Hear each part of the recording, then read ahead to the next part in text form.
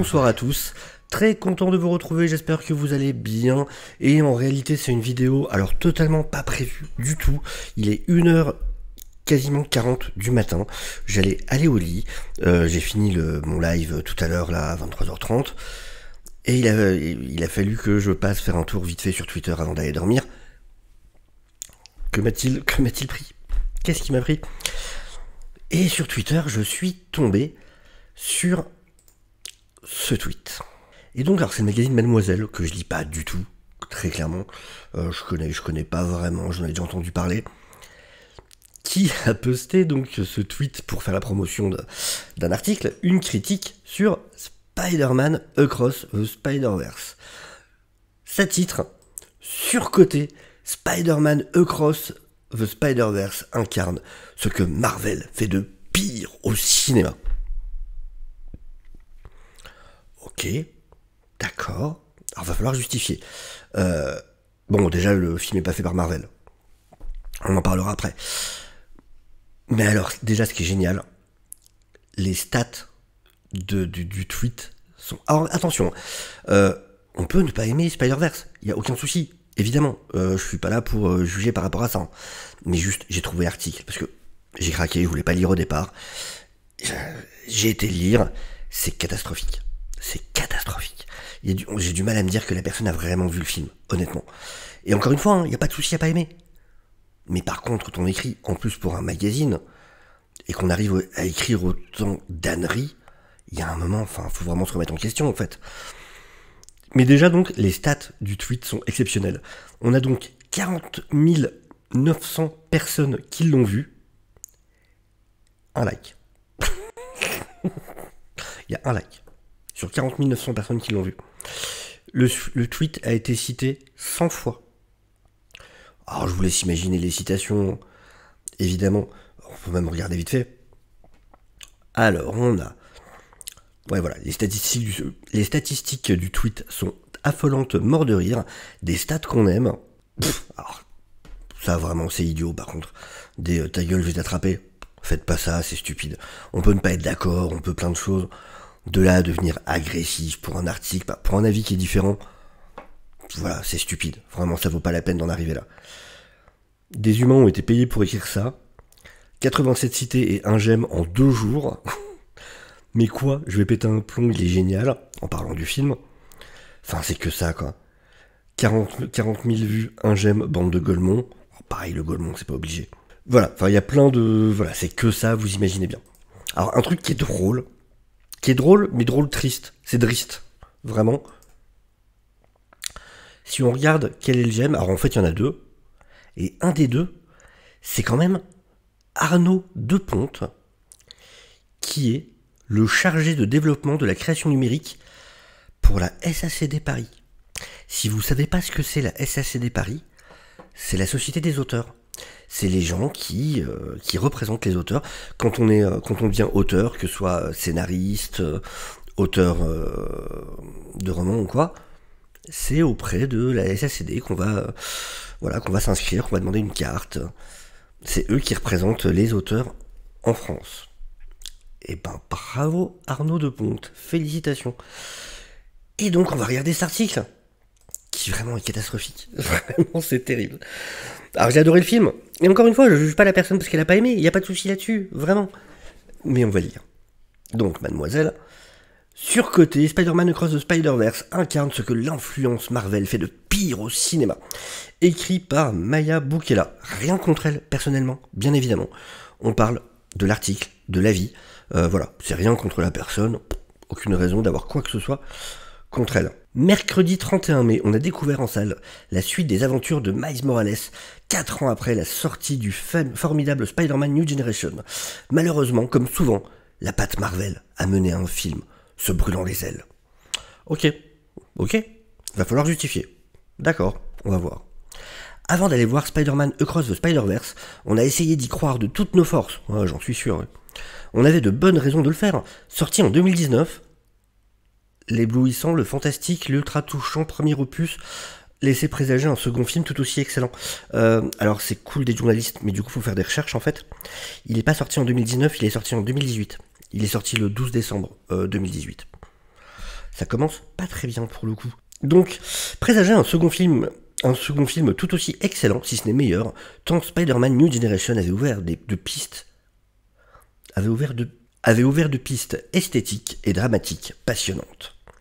Mais à la place, on s'est retrouvé devant une sorte de clip indigeste de 2h20. D'accord, on va voir. On reste ouvert. Certes, le film ne fait pas partie du MCU. Ah, c'est bien, quand même, elle le précise. Ah donc voilà, c'est Maya Boukhela. Eh ben, c'est triste d'être aussi jeune et d'être un boomer. Vraiment, quand vous allez voir la suite de l'article, vous allez comprendre pourquoi je dis ça. Et encore une fois, vraiment, rien contre elle. Hein. La personne est absolument adorable. J'ai absolument, bien évidemment, rien contre la personne. Mais voilà. Certes, le film ne fait pas partie du MCU. Il s'agit d'une production chapeautée par Sony, Columbia et Marvel. C'est pas chapeauté par Marvel. Hein. Ils ont les droits sur Spider-Man. Donc non, c'est pas chapeauté par Marvel. Ils ont des obligations contractuelles qui ont été signées au départ, dans ce qu'ils peuvent faire ou ne pas faire avec le personnage de Spider-Man. On l'avait su entre autres avec les leaks à l'époque, c'était les leaks coréens à l'époque, qui nous avaient permis de voir du coup l'ancienne mouture en tout cas du contrat entre Sony et Marvel, mais Marvel ne chapeaute pas le projet, non, pas du tout. Ce n'est donc pas proprement parler un film Marvel, bah non. Pour autant, Across the Spider-Verse nous est apparu comme emblématique d'une certaine influence de Marvel sur le cinéma. Ah, celle-ci s'étend au-delà de ses propres... S'étend, c'est ça que tu veux dire, je pense. S'étend au-delà de ses propres films et s'avère d'autant plus palpable lorsque le studio figure parmi les principaux producteurs d'une œuvre. Non, toujours pas. Ils sont évidemment qu'ils sont inscrits parce que voilà, c'est leur personnage. Par contre, c'est un film Sony, hein. Faut arrêter avec ça. C'est bien de se renseigner quand même quand on est journaliste, encore une fois. Toujours plus vite aux dépens des personnages et du scénario. Ouh là là là là. Ouh, alors autant le côté ça va vite, tout ça je peux comprendre. Autant dire que c'est au détriment des personnages et du scénario. Attention, on va voir ce que tu vas dire. On le lit absolument partout. Spider-Man Across the Spider-Verse est une bombe visuelle et esthétique. Les dessins, l'animation, les chorégraphies sont grandioses. Cela est indéniable. Ok, on est d'accord sur un truc. Le film ravira quiconque souhaite se plonger dans des images et des designs en plus grosse quantité que tout ce que contient Google Images. Ou c'est dédaigneux. Ou on le sent le dédain là. Oh, vous sentez un peu le... Hop, oh, je te dédaigne. Or, dans un clip ou une bande-annonce, cette qualité suffit pour produire une vidéo mémorable. Non, pas du tout, non. Non, si t'enchaînes juste des images dans une bande-annonce, ou dans un clip, ça en fait pas quelque chose de mémorable, je sais pas dans quel monde tu vis, c'est pas comme ça. Si en trailer, soit les images sont réellement intéressantes, elles me rendent curieux, mais il faut que ça me dise un peu ce que ça va raconter, hein, une bande-annonce. Je suis pas d'accord du tout. Mais cela ne suffit pas pour faire un film. Oui, mais ça suffit pas non plus pour une bande-annonce, tu dis n'importe quoi. La formule est radicale, et pourtant... D'accord. Spider-Man Across the Spider-Verse apparaît presque comme l'inverse de ce que devrait être un film. Oh, toi, t'as envie de te faire remarquer. Toi, t'es en soirée, t'es au milieu, t'as juste ton... Hey, j'existe. Ok, je suis à la bourre pour ma critique, mais s'il vous plaît, lisez-la. Parce que sinon, je vais pas être payé à la fin du mois. Donc, bon, je suis désolé, je suis à la bourre, mais il faut que je trouve un moyen qu'on s'intéresse à moi. Ça pue, ça, franchement, ça sent ça à mort. En théorie, lorsque l'on réalise un film, on écrit un scénario, puis on le met en scène. Alors là, tu vas me dire que c'est pas ce qu'ils ont fait. T'es sur un terrain hyper dangereux, là. C'est-à-dire qu'en tant que cinéaste, on opère des choix d'esthétique, de plan, de cadrage, de montage, d'écriture, de dialogue, de direction d'acteurs. Tous ces outils, ces moyens d'expression que le cinéma met à notre disposition pour raconter une histoire. Oui, d'accord, on peut balancer des banalités pendant 2 ans, si tu veux. Hein. Maintenant, si t'as des choses intéressantes à dire, essaye de le faire, en fait. Pourtant, on a l'impression que Spider-Man fonctionne sur un principe inverse, où on arrive dans la stupidité profonde. Le film donne la sensation d'avoir été réalisé par une équipe qui n'a eu comme seul critère que de faire tenir en un temps réduit un maximum de personnages, d'univers visuels, d'effets de montage, de musique, de blagues, quoi qu'il en coûte. Pardon ? Non, t'as pas vu le film, c'est juste pas possible en fait. Qu'on dise qu'effectivement ça va vite, tout ça, qu'il se passe plein de choses, ok. Il y a plein de moments où le film prend son temps. De moments de dialogue entre personnages, entre Miles et sa mère, quand il y a Miles avec ses parents, entre Gwen et son père, le film commence en prenant son temps, en se focalisant sur Gwen, en développant le personnage. Pardon ? C'est comme si le scénario avait été improvisé comme toute dernière étape, pour essayer de donner du sens et de la consistance à cette surenchère visuelle, sonore et dramatique en vain. Alors, je préviens, la vidéo va un peu spoiler des éléments. Forcément, je suis obligé, on parle d'une critique. Je vais devoir spoiler des petits trucs. Donc, si vous n'avez pas vu le film, je vous conseille de revenir plus tard, voir la vidéo. Improvisé. Je veux dire, tout le principe du film, avec cette histoire... Attention, je vais spoiler. Avec cette histoire d'araignée 42, où on se rend compte qu'il y avait eu du foreshadowing dans le premier, parce que déjà on voyait que l'araignée glitchait en fait et personne n'avait calé, et qu'en fait c'était pour amener justement tout ce qui fait cette spécificité de Miles. Enfin, pardon ? Je veux dire, il y a des thèmes qui sont développés sur l'identité, sur la famille, sur la filiation. On voit bien que c'est Gwen et son père, Peter B. Parker et sa fille, Miguel O'Hara et cette famille perdue, Spider-Woman et son bébé à naître. Pardon ? Toujours plus, en même temps, toujours plus vite. Plus qu'une aventure, l'exploration d'un monde ou la découverte de personnages, voilà ce que l'on retient au bout de ces 2h20. Non, parce qu'en plus, justement, un des premiers trucs que je me suis dit, c'est tiens, par rapport au premier, les personnages secondaires, justement, sont... Comment dire ? Il y a un enchaînement de personnages secondaires, mais justement, je dis bien enchaînement dans le sens où le centre doit toujours rester Gwen et Miles. Les deux quasiment au même niveau. Ce qui fait qu'on nous présente, et on les caractérise en plus quand même, Spider-Man indien a vraiment une identité, une histoire, pareil avec le Spider-Punk, pareil avec Miguel, on nous montre quand même, mais on les met quand même en retrait pour avoir Miles et Gwen au premier plan. Donc, quoi ? De fait, le film ne cesse de se court-circuiter lui-même. Comment réussir à suivre une histoire lorsque aucun plan ne dépasse les 5 secondes ? Pardon, Miles qui parle avec sa mère, ça tient pas 5 secondes. Miles au rendez-vous conseiller d'orientation avec ses parents. Gwen avec son père. Et plein d'autres. Quand il rencontre Miguel O'Hara. Quand Miles parle avec Peter B. Parker. Enfin, il y en a plein des scènes qui... Ils ont pas vu le film, c'est juste pas possible. Ils ont pas vu le film. Comment s'attacher à des personnages lorsqu'ils font tous les mêmes blagues, déversent des flots de paroles interrompus. Alors c'est ininterrompu, j'imagine. Vraiment, faut un minimum faire attention quand on a... Enfin voilà, t'écris dans un magazine quand même. Donc déversent des flots de paroles ininterrompus et finissent tous par rapidement disparaître au profit de nouveaux arrivants. Mais parce que t'as deux personnages principaux en fait, et qu'on te présente les différents personnages, parce que c'est ceux qui vont composer l'équipe qu'on va pouvoir suivre dans le film suivant. Tu l'as vu le film ? Sérieusement ?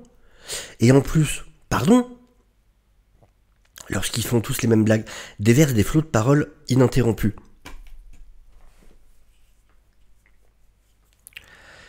C'est Spider-Man. C'est le principe, l'essence même de Spider-Man. C'est un personnage qui parle tout le temps parce que c'est justement ce qui lui fait évacuer sa peur. C'est ce qui lui permet de passer par-dessus sa peur. Je ne suis pas le plus grand spécialiste de Spider-Man. Je suis un fan de comics, je suis loin d'être le plus grand connaisseur de Spider-Man. Alors, ça tombe mal aujourd'hui, j'en ai lu 2 aujourd'hui, pour le coup. Et j'ai quand même lu du Spider-Man. Encore une fois, je suis loin d'être un spécialiste, il y a vraiment des gens qui s'y connaissent beaucoup mieux. Je vous conseille la chaîne d'Anto Webhead, si vous voulez quelqu'un qui s'y connaît énormément en Spider-Man, ou les vidéos qu'il fait sur la chaîne Les Rubriques de G, avec G, justement, sur les intégrales Spider-Man sont ultra intéressantes. C'est le principe de Spider-Man. Il fait des blagues tout le temps, et il parle tout le temps. S'il y a un personnage sur lequel on ne peut pas lui reprocher de beaucoup parler et de faire des blagues, c'est Spider-Man. Je veux dire, ferme-la. Ferme-la. Vraiment, c'est d'avoir rien compris à ce que tu regardes. Il y a un moment, faut se remettre en question dans la vie quand même. Et puis oui, le truc de les personnages qui disparaissent, machin, oui, c'est le principe. On te les présente, un, puis un, puis un, pour qu'ils prennent pas trop de place, parce que le centre, ça reste Miles et Gwen. Mais on te les présente quand même assez, et on arrive assez à les rendre badass, pour que tu aies envie de les revoir dans le deuxième. C'est tout le principe du film. Qui raconte une histoire, ce que tu n'as pas compris, parce qu'elle est trop compliquée pour toi, il semblerait. Là où Spider-Man New Generation exploitait avec brio le talent extraordinaire de ses animateurs et ses artistes pour emmener la franchise Spider-Man vers un nouveau monde, plus jeune, plus populaire, plus tourné vers le multivers, Across the Spider-Verse se noie dans une surenchère d'effets artificiels et s'empêche finalement de raconter quoi que ce soit. Je viens d'y répondre, c'est absolument débile. Mais vraiment débile. On peut reprocher des choses au film, il est pas parfait. Là c'est débile, là c'est vraiment débile, c'est dire un truc pour dire un truc. Les premiers à se noyer dans cette avalanche de blagues et d'effets esthétiques sont les personnages. On aurait aimé que ce déséquilibre entre le soin accordé à l'esthétique et celui consacré à l'écriture soit compensé par de bons personnages. Et le pire, c'est qu'il y a une photo avec un moment génial entre personnages juste au-dessus, qui est magnifique visuellement, et avec ces deux personnages qui se parlent, avec Gwen qui lui explique ce côté où ça se finit toujours mal quand Gwen tombe amoureuse de Spider-Man, tout ça. On a un moment qui est justement un moment d'échange, de discussion, où ça s'arrête, où c'est pas un plan toutes les 5 secondes, et tu marques ça juste en dessous. Respecte-toi. Respecte-toi. Te contredis pas à 2 cm de différence. Quand même. Faut pas faire ça. Malheureusement, là encore, le film tourne à la cacophonie indigeste. Les personnages n'ont le temps de rien, ni d'être drôles, ni d'être touchants. Alors ça, après, c'est subjectif. Peut-être que la personne ne les a pas trouvés touchants. Pour le coup, je suis absolument pas d'accord. Je les ai trouvés hyper touchants. Gwen qui se retrouve toute seule quand son père ne baisse pas son arme devant elle, j'ai trouvé ça touchant. Le rapport de Miles avec ses parents, j'ai trouvé ça touchant. Peter B. Parker avec sa fille, j'ai trouvé ça touchant. Il y a plein de choses que j'ai trouvées touchantes. Les parents de Miles qui s'inquiètent, est-ce qu'on fait ce qu'il faut? Est-ce qu'on est des bons parents? J'ai trouvé ça touchant. Il y a plein de choses que j'ai trouvées touchantes. Et drôle, il y a plein de choses que j'ai trouvées drôles. Beaucoup. Comme dans pratiquement tous les films Marvel, les vannes ne s'arrêtent jamais. C'est Spider-Man. Sérieusement, c'est Spider-Man. Juste si tu sais pas ce que tu vas voir, arrête. Même quand elles ne sont pas drôles. Tout le monde est obligé d'ajouter un commentaire à tout ce qui se passe. C'est Spider-Man. C'est freaking Spider-Man. Oui, il rajoute un commentaire à tout ce qui se passe, comme dans toutes les histoires de Spider-Man. C'est Spider-Man. Même dans les moments les plus épiques ou tragiques. Cela est flagrant au point que dans de nombreuses scènes, on ne sait même pas qui a fait la blague. Alors là, vraiment, je suis désolé si t'arrives pas à suivre un simple film, mais par contre, le problème vient pas du film. Parfois même, plusieurs personnages font des blagues au même moment, si bien qu'on ne les entend pas. Alors je l'ai vu en VO, j'ai eu aucun souci. De ce côté-là, vraiment, je sais pas. Peut-être n'écoute pas ton Walkman, enfin, n'écoute pas de la musique sur ton téléphone pendant le film. C'est peut-être ça, j'en sais rien. À plusieurs endroits du film, on retrouve un ressort comique plus significatif qu'il n'y paraît. Un personnage apparaît, commence à se présenter, tandis qu'une musique épique ou inquiétante retentit. Mais immédiatement, il est interrompu par un autre personnage qui lui répond en substance, fait court, en fait, on s'en fiche. Spider-Man. A priori, on pourrait voir dans ces scènes une parodie de ces films dans lesquels le super-héros ou le super-vilain apparaît, en déclamant sa biographie dans un monologue, annonçant comment il va sauver ou détruire le monde. C'est bien plus que ça. Puis en plus, les scènes sont à chaque fois différentes. C'est pas du tout comme ça que ça se passe en réalité. Spider-Woman, ça se passe pas comme ça. Miguel, c'est par rapport à son rapport avec Peter. Le Spider-Man indien, on a sa backstory quand il se présente. Pareil pour Spider-Punk. Enfin, je comprends pas. Je comprends pas. Vraiment. Mais dans ce cas présent, ce motif raconte moins de choses des films de super-héros que de l'incapacité de Spider-Man à assumer de créer ses propres personnages. Ah bon? Parce que je vois plein de gens qui sont en mode waouh, Spider-Punk il est génial, Spider-Man indien j'ai adoré, et ainsi Gwen qui fait l'unanimité, enfin d'accord. Amener une nouvelle esthétique au film, faire un maximum de blagues, donner 1 ou 2 coups de pied et repartir aussi vite qu'on est arrivé, tels semblent être les mots d'ordre pour un personnage. À ce titre, le vilain résume à lui seul tous les défauts du film. La tâche est à la fois tragique mais drôle, grotesque mais effrayant, sérieux mais peu convaincant. C'est un personnage qui a une évolution, qui commence comme une blague, où visuellement d'ailleurs c'est hyper bien fait sur le slapstick, où il se servent de ses pouvoirs de manière hyper intéressante. À la fin, on dirait un perso qui sort d'un manga de Junji Ito. En mode il est hyper impressionnant, avec tout un lien entre lui et le personnage, où chacun, on se rend compte, a créé l'autre. vraiment, c'est hallucinant. C'est hallucinant. Autant d'aspects si contradictoires. Ah, voilà. Il faut que ce soit hyper manichéen. S'il y a de la contradiction, elle ne comprend pas. Il faudrait qu'il ne soit qu'une chose. Mais non, pour elle, du coup, c'est contradictoire, donc finalement le personnage n'a aucune consistance. Non, les personnages sont complexes. Ce que tu appelles contradictoire, c'est en fait des personnages complexes. C'est des personnages qui ont plusieurs facettes, qui peuvent en même temps avoir un côté blague et en même temps être très sérieux. Ça s'appelle de la complexité. Ça existe dans la vie. Voilà. Le gâchis est immense, avec son corps difforme, mouvant, blanc comme une feuille vierge et recouvert de trous anxiogènes. Il y avait un boulevard pour rendre la tâche charismatique. Et il l'est. Alors, tu peux ne pas l'avoir trouvé. Personnellement, je trouve qu'il l'est. Quant à la question de l'inclusivité, là aussi, on repassera. Ah bon? What the fuck? Certes, outre Miles Morales et sa famille afro-descendante et latino, il y a dans le film une femme noire enceinte. Alors le enceinte, je vois pas ce que ça vient faire dans l'inclusivité. Un homme noir britannique et anticapitaliste, d'accord, et un Spider-Man indien. Mais à quoi bon faire défiler une galerie de personnages aux identités plurielles lorsqu'ils souffrent des mêmes défauts d'écriture que tous les autres? Je comprends pas. C'est-à-dire qu'il faudrait que les personnages blancs aient des défauts d'écriture, mais pas eux? Mais quel défaut d'écriture? De quoi tu parles? Sur le papier, ça a l'air inclusif, pour un film, ça ne l'est pas. Je comprends pas. Je vois pas en quoi. C'est des personnages que la plupart des gens ont adorés, qui ont des origines diverses. En quoi c'est pas inclusif? Je comprends même pas ce qu'elle essaye de dire, en fait. Là, vraiment, je ne comprends pas. C'est quoi le reproche? C'est par rapport à quoi?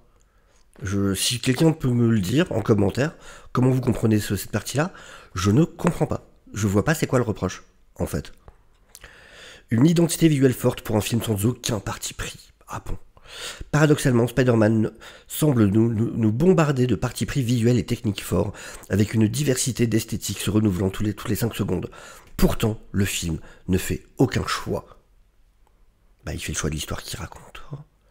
Donc chaque scène, chaque tentative est avortée aussi vite qu'elle est proposée. Une blague, annulons-la, en ajoutant immédiatement une référence à un élément tragique du passé. C'est qu'il y a plusieurs choses qui se passent dans le film, il y a plusieurs tons selon les moments. Un moment dramatique, fort en émotion, court-circuitons-le tout de suite avec une vanne, aussi nulle soit-elle. C'est Spider-Man. Quiconque, ne serait-ce qu'à jouer au jeu, sait que Spider-Man fait tout le temps ça.